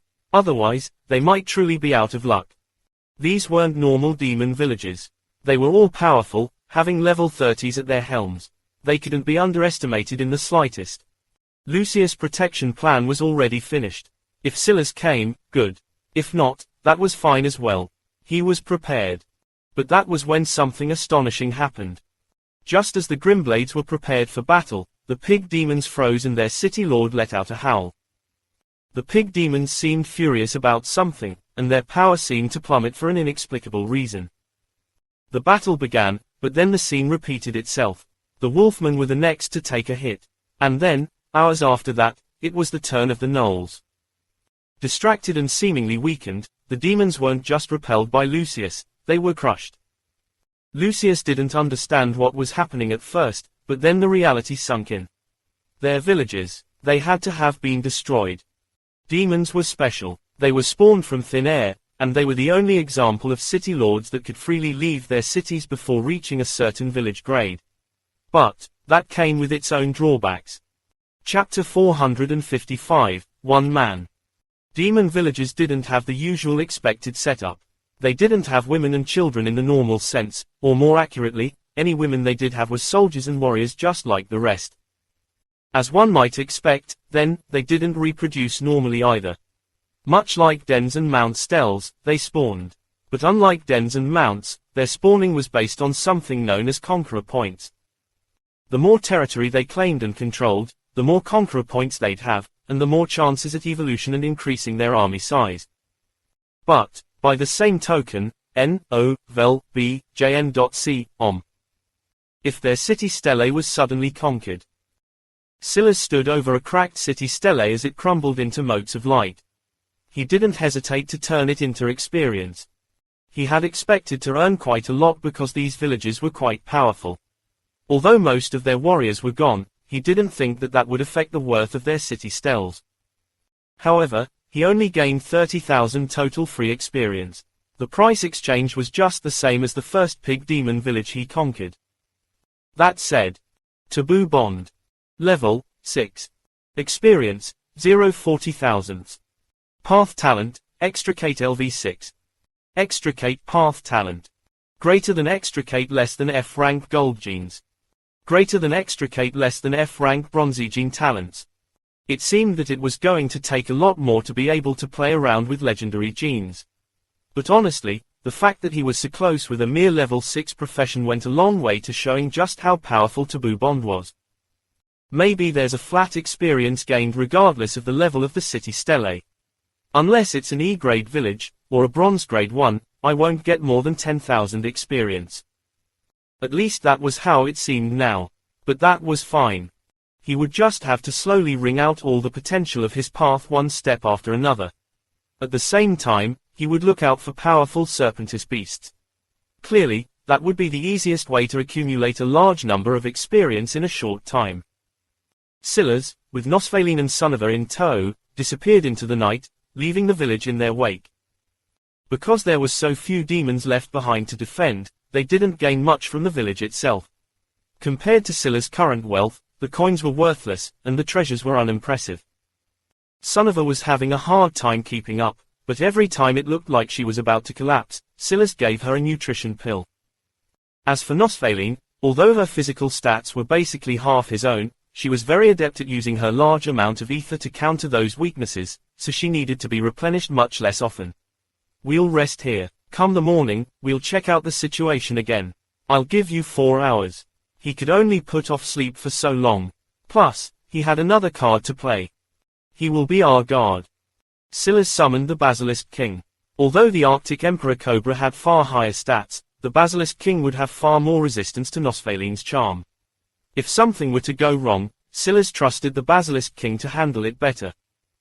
Then, he entered a state of meditation, slowly falling into a deep sleep. Within his body, his cells fired, and his synapses formed new connections. This was the first time he had slept in almost a week. He had severely underestimated just how much his body needed this. Slowly, his will began to complete the last stretch of its advancement, solidifying itself within the realm of tangibility. Lucius was still stunned by what was happening. The powerful demons seemed to have become kittens in their hands. As they slaughtered the last of them, he looked off into the distance, being informed by Wilfred that there were more parties watching from the sidelines. However, because of the scene they saw before them, they didn't dare to step forward any longer. Lucius' face twisted into a slight sneer, but inwardly, his heart was pounding rapidly. It wasn't because of these people, but because he wasn't stupid. He knew that this had to be because of Silas, and he could guess what triggered it. But how did Silas know which villages to target? Even if the quest numbered them, it didn't give locations even to him, the originator. Unfortunately, Lucius didn't know about the mission system of cities. Otherwise, he would have guessed immediately. Even so, this made Silas even more unfathomable in his eyes. They had already been thrown several challenges in this multi-quest, but Silas made it all feel so easy. Leg 005 cleared. Leg 006. The plot of your enemies has been thwarted and a penalty has sanctioned them. This will be a free round. Deal as much damage against them as you can within 3 days. Greater than the allies of a bonspire will be restricted to a 10-kilometer radius of their city. Greater than the secret support of a bonspire will be cursed to inaction. Lucius' eyes brightened like torches. It was no wonder they didn't attack. In fact, they were being forced to retreat. If Lucius had Rune Soul, or at least Rune Enlightenment, he would be able to see the restrictions of the system falling from the skies above. They couldn't even resist as their bodies practically moved on their own, returning to their individual holdings. This wasn't just for the humans of the Ravenclaw family, but the sylphs of the system city as well. All of a sudden, the pressure the Grimblades were facing receded like a tide. Lucius stood to his full height, his saber dripping with demon blood as he looked off with a serious expression. Then, either subconsciously or on purpose, he looked toward Nathan. Right then, he saw an expression on Nathan that he had never seen before. The man was a prankster and jokester down to his very bones. But right now, he was unprecedentedly solemn. And the both of them knew that this had nothing to do with Leg 006. It was all because of one man. Silas Grimblade. Chapter 456, Hero Points. Silas woke up with a sharp glint in his eyes. He shifted slightly and his bones popped and cracked, his muscles awakening like a dragon stretching itself taut after a long slumber. The moon was still high in the sky, shimmering with a beautiful fullness. However, Silas didn't have the eyes for it. Instead, he was looking at the new notification on his screen. When he saw Leg 06's introduction, he understood that things must have gone very well. It also confirmed for him that the system wasn't just fair, it was biased toward those it supported. The sylphs had no business here, and the system knew it. As such, whenever they exposed themselves, the system would give him all the chances in the world to crush them. These realizations, though, only made him more wary. He definitely wasn't the only intelligent person in the world. For Earth to have failed so many times even with such advantages, and powerful existences like the Dogons and Clipsians as their predecessors, it could only mean that their enemies were far stronger than he knew. He stood to his feet. For now, he wouldn't be going to the Abonspire. To him, the Ravenclaws were never the threat. The people he needed to crush were the sylphs. This territory would never be his so long as they existed. Roland sat in his office, feeling ironically much the same as Plinley. The difference was that he had lost much more than Plinley had by the point he realized that he was being painted into a corner. The price of controlling demon villages wasn't low, and it was also impossible to capture powerful demon villages so easily. The only way to mitigate the hardship was by targeting new demon villages and then investing in the growth. These demon villages had level 30s at their helm. The highest level human right this moment was only level 28. One could imagine how valuable they were now, but he had lost 3 in quick succession. And he didn't even deal a blow to his enemies. Now, he had been sanctioned by the system and couldn't make another move even if he wanted to. The worst part was that this sanction also targeted the demon villages that were under his control. Not only would this expose his cards to his enemies, but if they took advantage of these 3 days properly, he would suffer a setback that couldn't be reversed. His gaze flickered. It seemed that he might have to rely on the other system cities to do this. There were 2 others in this territory, and until now, they had been less involved in the multi-quest than usual. But, it should be possible to pull some strings and... Roland suddenly got a notification that made him stand to his feet fiercely. Silas stood in front of the mission hub, indifferently handing over his missions. This time, he didn't use a misdirection because he knew that Roland wouldn't have enough time to act even if he wanted to, and because he knew that it would come in handy right here and now. Pig Demon Village 122. Reward, 135,200 hero points. Knoll Village 297. Reward, 134,100 hero points. Wolfman Village 011.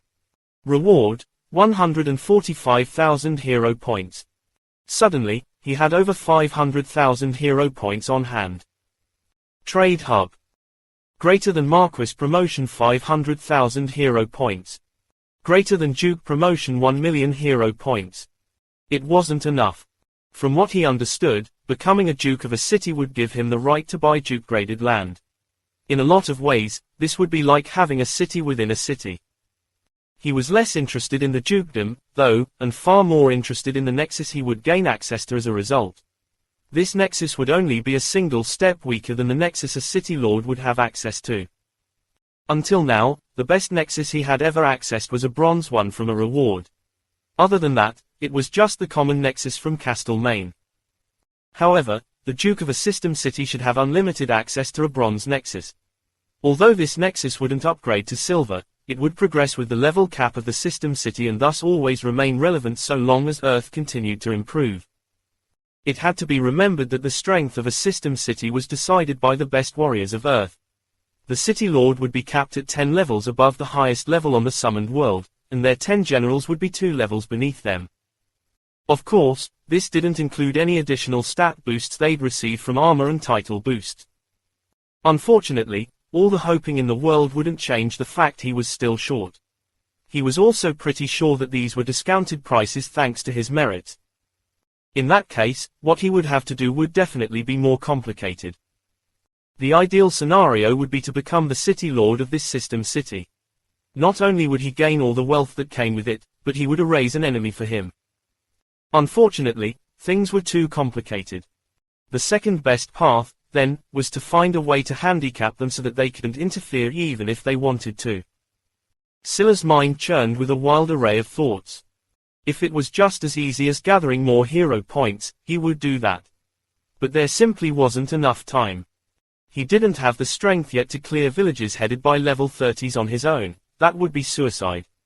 and the other missions gave too little return for him to clear enough of them within 3 days. He would have to make an opportunity for himself. His eyes flashed as he had an idea. Nosfaline looked at her screen, her lip twitching. You have been conferred the title Countess. You have been conferred the title Countess of the Grimblades. Shaking her head, she entered the den of nobles and took out an item. Planar Convergence Gate, Silver, Template. Chapter 457, Planar Convergence Gate. Planar Convergence Gate, Silver, Template. Exchange 100 units of ether or 10 ether stones to open a portal between your world and its ether plane. Location will be a 1-to-1 translation of space and time. Gate will last 10 days upon opening. Uses left, 3/3. She didn't know what Silas was thinking, wanting to deploy something like this here. Plus, from her understanding, it wasn't so simple to circumvent the protections of a system city. The military wasn't the only thing protecting it. There were large numbers of formations and nets of runes that could suppress the activation of such a thing. Though this planar convergence gate was powerful, it was more likely than not that it would be detected, suppressed, and then ultimately fail. That was especially so considering the fact that they were doing this in the heart of the most protected region. Still, she had no choice but to follow Silas' orders at this point. She pulled out 10 ether stones, working quickly. There would definitely be a great fallout upon failure. There was a reason that Silas was making her do this rather than doing it himself. The planar convergence gate didn't seem like a gate at all. Instead, it looked a lot like the beast transmutation skin, just a large parchment of leather etched with ancient, complex carvings. She placed the ether stones in their proper locations and that was when it changed. The ether raced through the etchings like cars surging through a complex terrain and then converged at the center. The illusion of a starry gate took shape and that was when the commotion began. Roland sensed it at the first instant, and that was the moment he stood from his chair, his head snapping toward the direction. However, by this point, the process couldn't be stopped. Space quaked and it seemed like it was about to tear in two. But that was when the runes that protected the system city activated. Alarms blared and a domain of starry ether covered the city in a dome that blocked out the night sky and made it so bright one might almost mistake it for day. Nosfaline's heart skipped a beat. The reaction was even fiercer than she thought. She looked off toward where she thought Silas was hiding, but he wasn't making a move. Was he really going to sacrifice her like this? She had seen Silas' cruel nature, and in many ways, she understood it. As well as Silas had hidden it, she had already noticed that his control over her wasn't as absolute as it should have been between a master and beast. Whatever he had done to take her out had already been reversed. But it seemed that she hadn't been able to convince him to trust her in these days. Nosfaline sighed as the pattern of converging ether shattered beneath the might of the system city. Uses left, 2/3. Nosfaline stumbled backward, the spiraling rage of ether knocking her off balance. Again. The voice came before she could even stabilize herself properly. When she heard them, she understood why Silas had handed her 20 ether stones and not 10. He had always planned to do this twice, but she didn't understand what he would gain out of it. This time, though, Silas came out of the shadows, striding over as the commotion took hold of the entire city. The dome above was already fading away, but he could feel as though the system's eyes were converging over here. However, there was a clear lag in the system's actions. Favoritism. He knew what it was without much thought. And now that he was more confident in taking action, he urged Nosfaline. Hurry up. The cold glint in Silas' eyes made her heart skip a beat. The mesmeric's part of her was especially strangled, as though she was gazing toward her overlord. She realized whether she was considered a beast of Silas or not. He was her bane. Without a choice, Nosfaline could only hurry to set it up again. By this point, Silas was only 20 or so meters away as the planar convergence gate began to form up. This time, the system city reacted even faster because its formations had yet to fade in the first place. However, there was another important thing to consider this time. Silas was here. He had used the first opportunity to observe and see if there was something that he could do. Quite quickly, he realized that he would be able to take action this time. As expected, the system city's level was dimmed and restrained so that it would be around the general level of Earth as a whole. This wasn't just in the level of its fighters, but also in the level of its formations. Thanks to this, Rune Soul was more than enough for Silas to get a general feel of what was happening. And more than enough for him to protect the planar convergence gate for just long enough. His telekinesis flared and enchanted scholar churned. His ice poison formed needles under the control of Winter's Edge, and his slow runes pierced into the converging runes of the system city. Pa. Ice popped and crackled in the air. Sila's eyes glowed brighter and brighter as the formations of the system city were unceremoniously poisoned one after another. Blue, cancerous runes spread like veins formed into a net across the skies. Nosfaline hardly had the time to understand what was happening when her brows shot up. Success. Boom. The starry gate solidified, slamming into the marbled ground and entrenching itself. A swirling portal appeared within it and a large amount of ether converged. Retreat for now, Silas said calmly. He was still waiting for something, and he believed that the other foot would drop quite quickly. And that it did. QuickTime event triggered. Future of Orchulius City. Level recommended, 30. Description: a sudden power struggle has been triggered in the depths of the Orchulius City. Who will come out on top? Event type: points-based. Time limit: 10 hours 0 minutes and 0 seconds, 00. Clear requirements. Chapter 458, His Path. Silas had only just finished speaking when he noticed a problem. Nosfaline was marked N-O-Vel-B-J-N.C. Still, he was quite calm when he noticed this despite the panic on Nosfaline's face. He was ready. He had been marked before, and he knew the kind of tricks that the system liked to play. This was the real reason he had had Nosfaline act as opposed to just doing it himself. Like this. He could actually hide her. The somewhat warped cancer gene appeared again. Bear with it. Silas had already slammed the gene into her chest before she could react. A familiar pain overwhelmed her, and her body began to shut down once again. Soon, her Clipsian genes had been suppressed once again. With the upgrade to his taboo bond path, it was even easier than it had been in the past for Silas to accomplish this.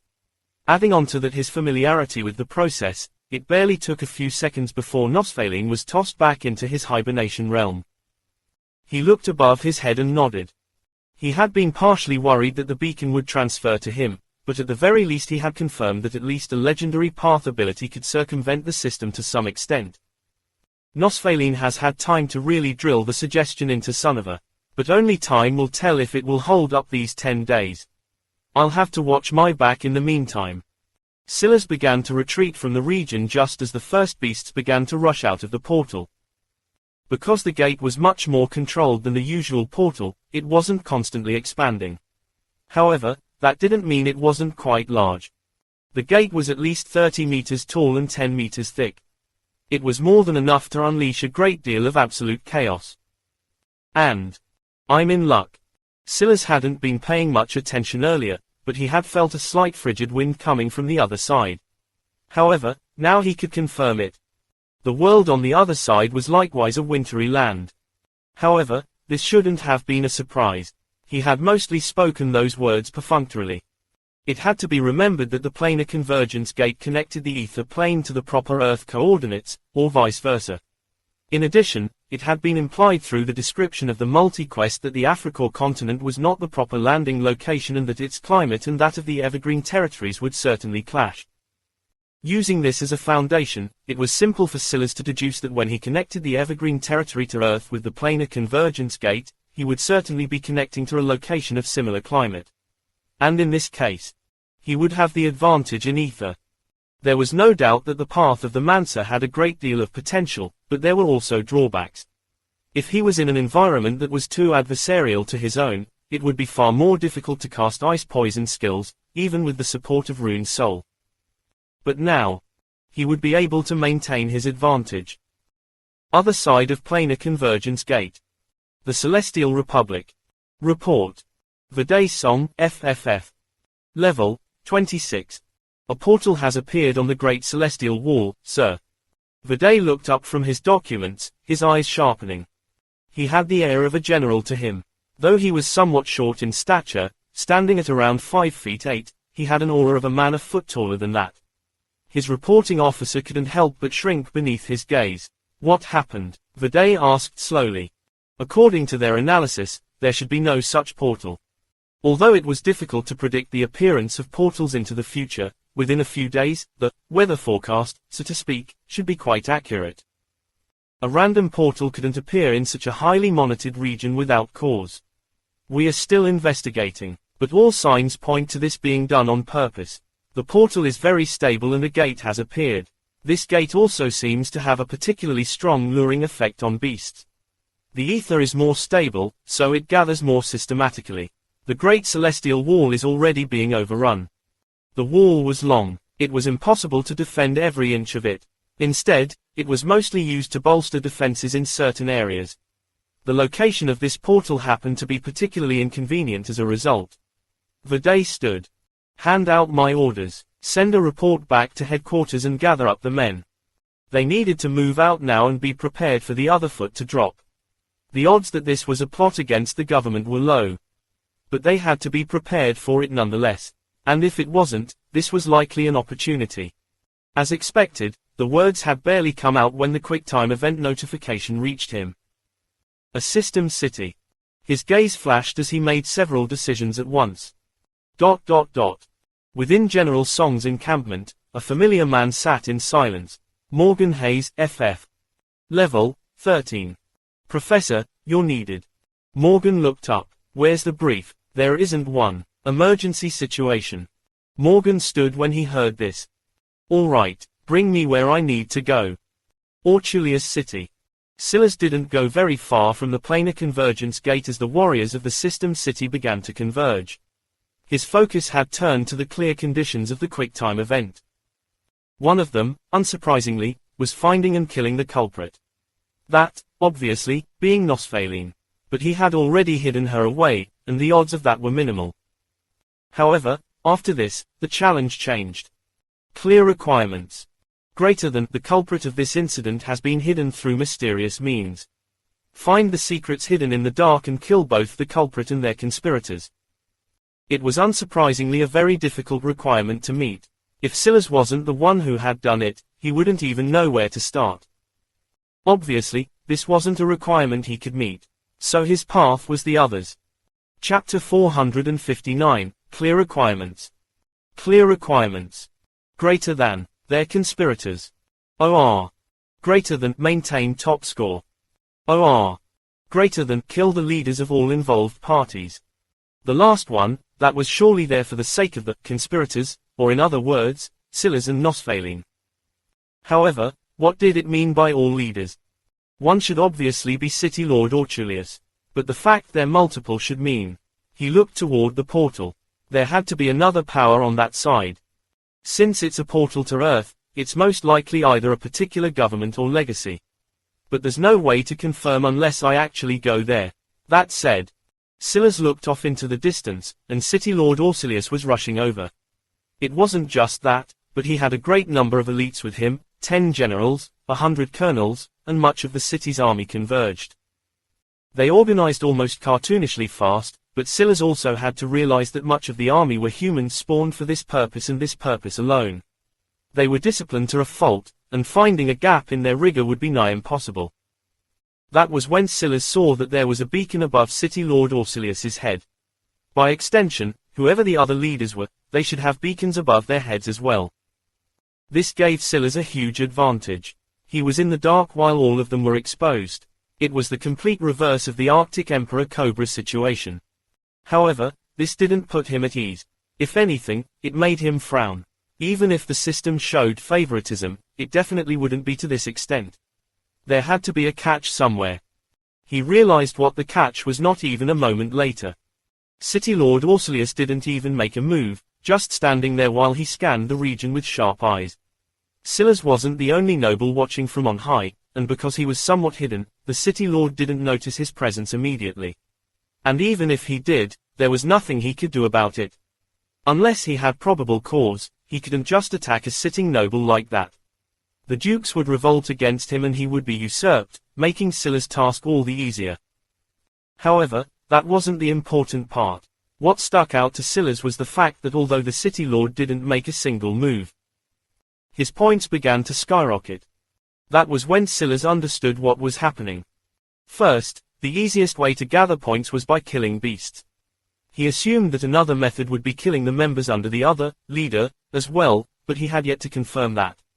And second, the leaders he was meant to target gained points not just for personal kills, but also for kills their subordinates made. That meant one thing. There was absolutely no way Silas could win through the second condition. How could he alone outscore thousands? That was just the most obvious problem too. If he started killing beasts and his name popped up on the leaderboard, he would be exposing himself as the hidden third party that everyone had to focus on killing. That meant that he had to somehow find a way to kill the opposing leaders while they were being protected by thousands, but he also had to maneuver around this battlefield without getting any confirmed kills himself. The more Silas analyzed his situation, the more he realized that things were veering well off the course he wanted them to follow. It seemed that while the system might show some slight favoritism, it would never be the point of blatant nepotism. However, by the same token, if he could pull it off. Silas' gaze turned cold. After he finished analyzing the situation, he realized what he had to do, and the embryo of a plan began stirring in his mind. If he was going to succeed, he had to do this. Otherwise, he would have no chance at all. Roland Ortulius. Level 38. The System City army began to set up a perimeter. However, at that moment, roar! A massive beast appeared and its roar shook their hearts as a violent swirl of ice and poison shook the air. The beast must have been at least 20 meters from head to tail, its scales reflecting a gorgeous pearly white etched with complex runes of blue. One kind for me. Level 8. Experience 012,800. Path Talent, Beast Totem LV8, Insight LV8. Beast Totem, Path Talent. Greater than suppress less than F rank serpents beasts by less than 85% greater than. Greater than forms hibernation realm where recovery increases by less than 12,800% greater than increase fusion speed by less than 800% greater than. Greater than buff contracts by less than 160% greater than. Insight Path Talent. Greater than observe gene sequence of contract. Greater than sense evolution triggers. Greater than comprehend contract, Arctic Emperor Cobra, FFF+, level 19. Physical, 2449. Greater than strength, 2795. Greater than constitution, 2660. Greater than dexterity, 2054. Greater than speed, 2135. Mental, 2425. Greater than intelligence, 3960. Greater than wisdom, 2161. Greater than charisma, 1417. Wool, 2590. A beast totem loomed over Silas' head from the shadows, his eyes flickering with a dense light. He didn't hesitate to pour 6,400 of his remaining 10,000 experience into one kind for me, increasing the Arctic Emperor Cobra's buff from 140% to 160%. Then, using his visualization range, he summoned it just outside the portal, making it look as though it had just walked right out of it. The appearance of such a powerful beast made even the City Lord's pupils constrict. And as expected, he had no idea that this was Silas' contracted beast. It was for this very reason that Silas had been cautious with how he used the Arctic Emperor Cobra. However, this was just the first step. Commands flew through his intention, bearing down on the Arctic Emperor Cobra's psyche. The insight path was the vaguest of his path talents, but also, arguably, the most useful. Not only did it allow him the ability to understand how to help his contract evolve, but it also helped him understand it in an almost spiritual sense. Meaning, he knew exactly how to speak to it so that it would understand, especially after his dual-class constitution made his feel for his profession even stronger. Still, somehow he was going to have to win while keeping two things in mind. First, he had to find a way to lure the City Lord out of the city no matter what. Within these limits, even the Arctic Emperor Cobra was no match for him. And second, He somehow had to do it without killing because any points the Arctic Emperor Cobra gained would count for him. Chapter 460, Fish. Silas immediately eliminated several things. Using less than Arctic King's domain would be foolish. They would just end up dying to the poison in a few seconds. The attacking spells were a decent option because the Arctic Emperor Cobra had never had great attacking ability. They would only do 100 to 200 damage apiece, and so long as he controlled them well, it might be fine. But the problem with that approach was that the damage of the Arctic Emperor Cobra wouldn't stop there. He had even made it far too strong. The residual ice poison effect would accumulate after the fact, so unless he used Rune Soul to expel the attack every time, they would eventually die to accumulated damage as well. Silas hadn't thought that he would ever run into a problem where his cards were too powerful for the situation, but here he was. If he was careless, he could ruin everything. Even if he tried to use the Arctic Emperor Cobra to bulldoze its way through everything, just its physical stats alone were too ridiculous. He would have to ask it to hold back. But if he did that, then it would be obvious that there was a scheme or ploy at hand here. There was no way in existence like the City Lord wouldn't be able to tell a beast wasn't using their physical to its full potential. That was doubly so considering this City Lord definitely had experience outside the bounds of what Silas could understand. After all, he was a sylph. All of these thoughts flashed through Silas' head in an instant. Since he had dared to do this, he had his own plans. Suddenly, the aura of the Arctic Emperor Cobra dimmed considerably, before shooting up again, and then being repressed once more.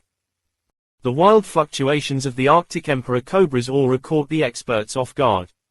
Although they didn't understand what was happening, they realized that this beast wasn't nearly as dangerous thanks to this.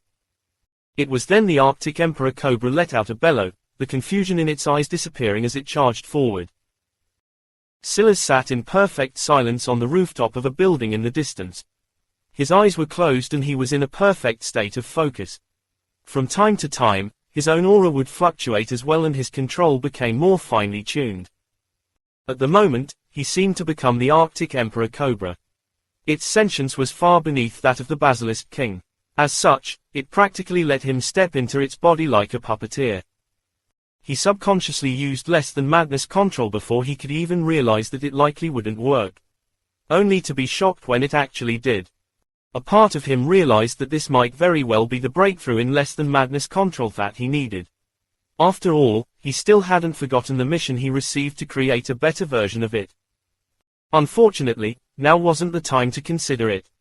The wild fluctuation of the Arctic Emperor Cobra's aura was, of course, due to the beast totem. His beast totem could now suppress serpentous beasts by 85%. With the Arctic Emperor Cobra's current prowess, that meant that under Silas suppression, it would barely be able to exhibit around 370 physical.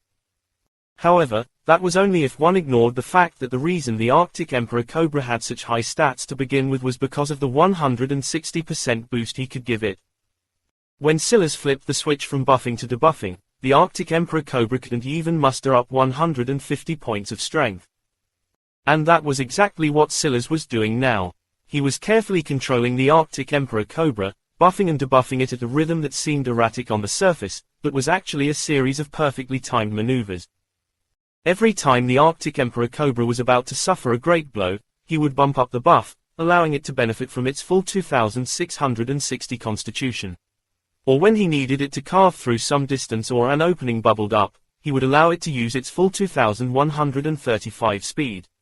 However, every time he had it attack someone, he would perfectly control the descent of its stats, giving it just enough power to deal a strong blow, but not enough for a lethal one.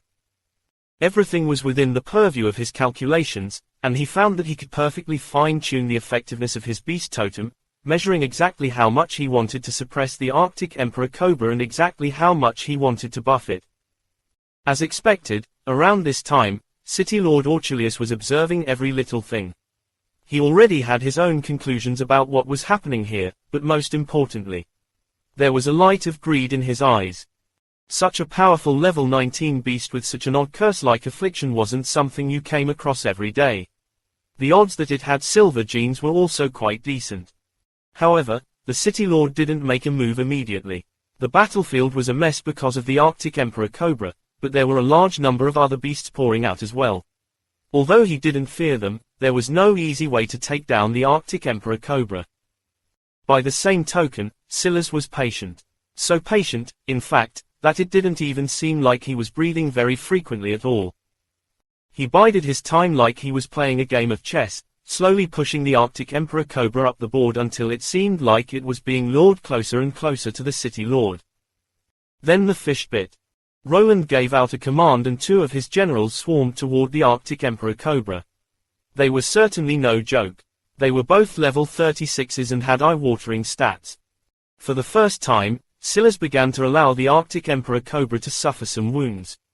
Mostly because he didn't even have a choice in the matter. These generals were certainly strong enough to deal damage even if the Arctic Emperor Cobra was at its best. However, with the hibernation realm in his back pocket, Silas went all in.